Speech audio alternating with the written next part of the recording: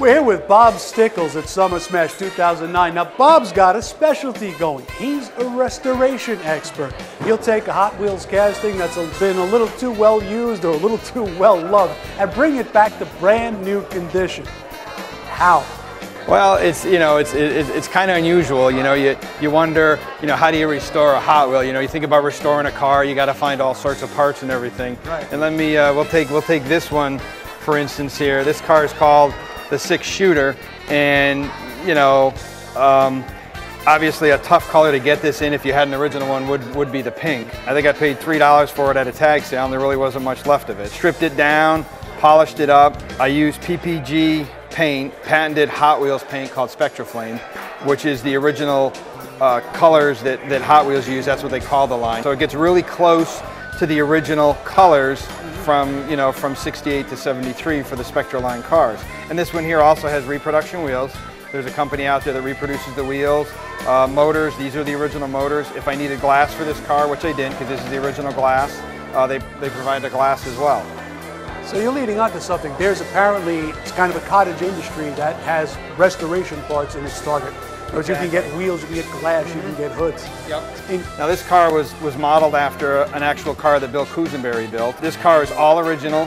When I purchased it, it didn't have wheels. I went to this redlineshops.com and I actually purchased wheels for this car. I'll keep looking for more castings of this, and if I get some more silhouettes that maybe the car is really bad and needs restoration but the wheels are good, I'll pop these wheels off and put the original wheels on. Now, the reason the paint glows the way it does, traditionally in a model car it has to be primed, it has to be prepped. These models are not primed. The paint's applied directly to the metal. That's correct. What happens is Hot Wheels would take the bare casting and then they would apply the finish right over the bare casting.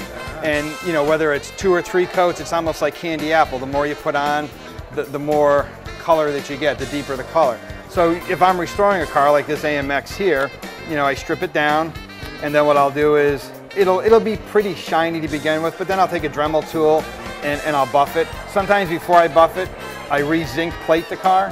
So I put a fresh zinc plate on the metal, then I buff it, and then I just, like this one here probably had about maybe 2 coats of paint, maybe 3, and then just 1 coat of a urethane clear. Right, right. What are the names of some of these colors? Because some of them are pretty funny, I understand. Yeah, like this one here is this is an original Mustang. This is called antifreeze. And a lot of times when you're looking for original cars, I'm just going to bring this point up. You see the different colors. See how the hood, I don't know if you can get this, see how the hood is a little darker? That's a really good sign that you're really looking at an original car, because as the metal ages and tones underneath the color, it will take on, I don't know if it's a different character, which causes usually it only attacks the hoods. The hoods will become a darker color. And that's what's happened obviously in the case of this car here. So this is the fleet side, and rumor has it that this car here, Harry Bradley, which was Hot Wheels' first designer before Larry Wood, he had a customized El Camino that the Alexander brothers in Detroit, which were famous for building custom cars in the 50s, built him this really cool El Camino. He then drove it to California, got the job with Hot Wheels, and one day Elliott Handler, who was the owner of Mattel, they were going through sketches, and finally looked out in the parking lot and says, "Why can't you make me a Hot Wheel of that?" And he pointed to his El Camino. So that's how this one first came, which was the custom fleet side, which came out. And here's a good example of a real original car. I mean, this is a nice deep orange. Got a couple nicks here, but other than that, it's a really nice car. We're talking about a piece that's how old? This one came out in '69. So this is a 40-year-old model that has survived as an original in this condition. That's remarkable. And I mean, you can see some loss on the wheels here. Usually when you're looking for like one that maybe is original and you're not sure, gee, is this got economy or whatever, usually the centers of the wheels are black, and that's from rubbing back and forth in the wheel cases when you're a kid. It'll wear obviously the high points. Little nicks from racing. I mean, this one's usually good. I mean, usually the fronts are all nicked up, so obviously this car didn't do a lot of racing at all. Kids in the 60s used to always do this. Want to make a hot rod, so you take the hood off the car. So this car is all original, and it's missing the hood. So if I was to restore this, I'd obviously have to get a new hood for it, but it's kind of cool to just leave it this way because believe it or not, this was my Camaro when I was a kid, and I ripped the hood off because I thought I wanted to be cool. This was actually yours? It's actually my car when I was a kid. Okay. You know, like this one here, this one's pretty cool. This is called the Whipped Creamer, and this is all original. I love the name. The names are unique too, and it's got, you know, some of them all had functioning things. So this one has a window that slides back. When it goes down the track, sometimes the air gets in here, and this little turbine here spins around. This car is really hard to find in what is called, this is called like a creamy pink. It's not like a real pink metallic, kind of like this this T-Bird here. You can see the different colors. Yeah. And again, on the T-Bird, you see the toning in the hood. More flake in this. This is almost like a bright metallic pink. And this one here is you know, it's got some cream to it. Now let's talk about racing. I understand there's a throwdown that's going to happen at some point this week. Oh yeah. Jim Lombari, who's the president of the Rhode Island's Hot Wheels Club, and I'm with another club in Connecticut.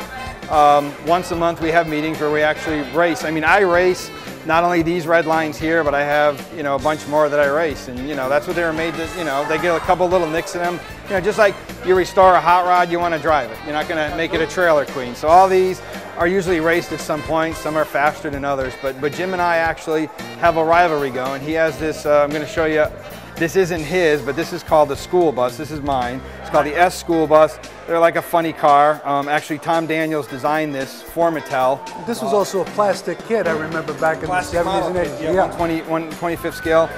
And, you know, so Jim is known to be the bus man. I mean, he's probably got 20 of these buses. And during the season of racing, him and I have become a rivalry because we always race one another. Right. So the real showdown that's going down is this is called a sidekick, and what's really cool is you pull out the exhaust pipe here and the door slides open. So this is mine, you know, this is my race car for this race. Secret weapon, right? Yeah, the secret weapon. We had about a month ago in Rhode Island, we had a showdown where him and I raced one night, and we raced down and we were tied. We switched tracks, we were tied, we switched lanes again, we were still tied. So we'd like to settle this at Summer Smash, and we're going to see actually whose Hot Wheel is faster. So hopefully later this afternoon, that'll be decided. Well, I'm seeing a lot of the influences of actual cars that were on the street at the time. Like you could see a '68 Thunderbird. You could see the Little Coffin, which was a very famous show car. Cadillac Eldorado in a couple of different places. Right. Olds. I mean, did they take these designs and expand on them? Is that what made them so appealing? They were like a custom done? Right. What they were doing is they were building these. You know, the cars were being built, you know, by Detroit, a factory muscle car, and then Hot Wheels was just taking them and making them just a little more cooler. They gave them the California look. I mean, if you look at the, you know, this Firebird here, this is part of the spoiler series because it doesn't have a hood. Right. And you know, it's got that California rake with the bigger wheels in the back, little ones in the front, so it's got that cool go fast look to it. Here's another car I've restored. This is a little Volkswagen VW Bug. That is some kind of yeah, that's a beautiful. That's just orange. I mean, the car stripped down good, like I said, polished up good, and you mentioned zinc plating before. Not to interrupt, you actually dip these things in the zinc bath. You electroplate them. Yeah, electroplate them. Yep. The Eastwood company sells an electroplating kit, which, you know, a lot of guys do it when they're zinc plating bolts for hot rods and things like that. And right, for the real cars, they sell cadmium kits, all kinds. Yep, you do it for the bodies here and the chassis, and then you just polish them up. Bob, thanks for taking the time. Interesting collection, and good luck in the race, man. Thank you very much. I'll let you know. All right.